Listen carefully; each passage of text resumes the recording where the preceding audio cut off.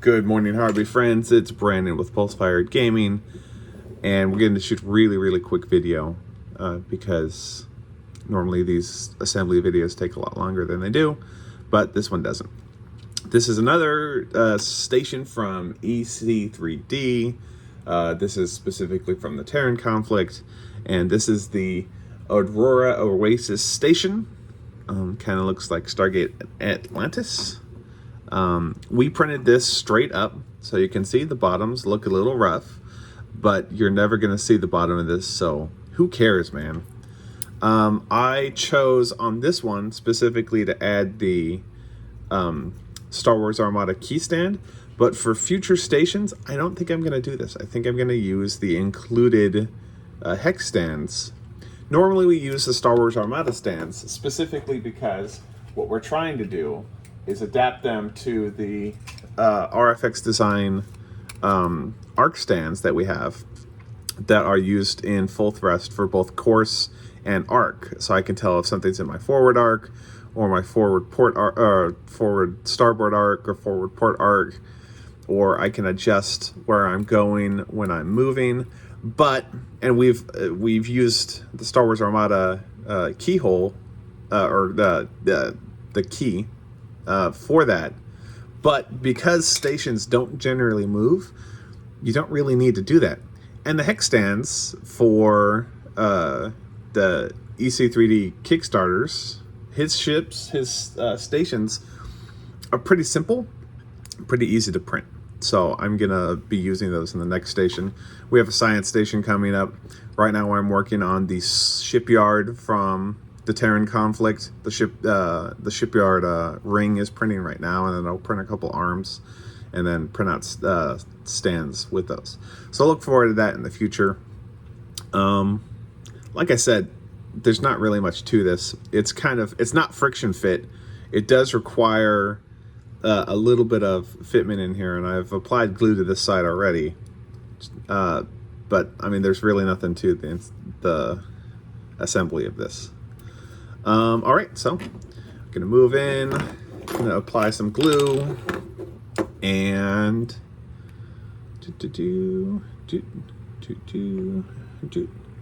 all right, got that done, and it kind of just fits together. It was a little difficult to get it in. Oh, there goes the spire. Oops.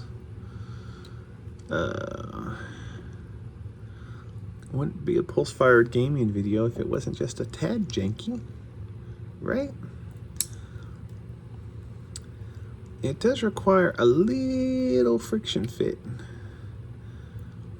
but I think if we push just a little harder, we can get it in here.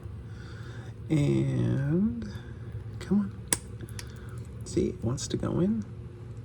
It wants to go. Oh, missed.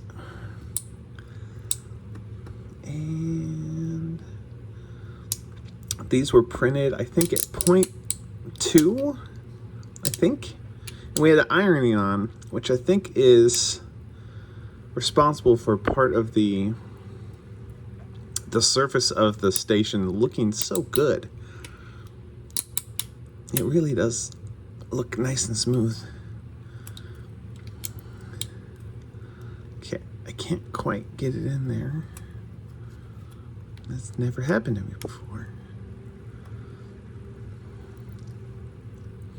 Okay. I kind of want to push on specific spots on the ring because I don't want to apply pressure to more spires and break them. But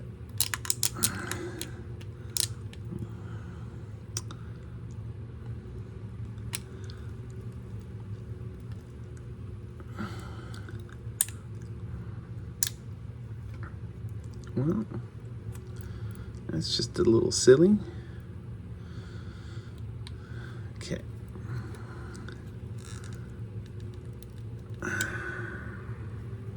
Okay. Let's see if I can. Oh, and I can't extract it either. That's great. Okay, let's push this side together. Here. Really, the key is I need to get that peg into the hole that's in the side.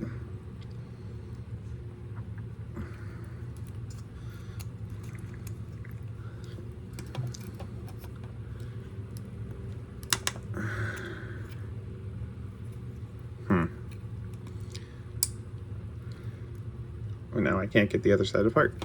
Okay, well, I guess we're just forcing it. Get in here. There we go. Hooray! Hooray, it fits together. All it took was just the smallest amount of elbow grease. So I printed this with tree supports. It did have a tiny bit of stringing in it, so you do have to kind of go in, and it did have some supports on the surface. You can see on some of the rings where the support floor is still there, and I need to scrape it off. There was some supports that spawned inside some tree supports that spawned inside the superstructure, but it all came out good. And we'll get the little guy for the thumbnail here.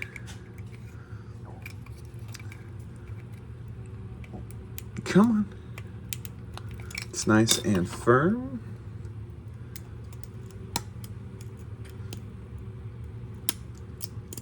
All right. Should go in like, yeah. Oh, and that broke a stand. That's great. Okay, we'll just set it down for now while we finagle it. All right, well, thank you very much for watching, and we'll see you next time.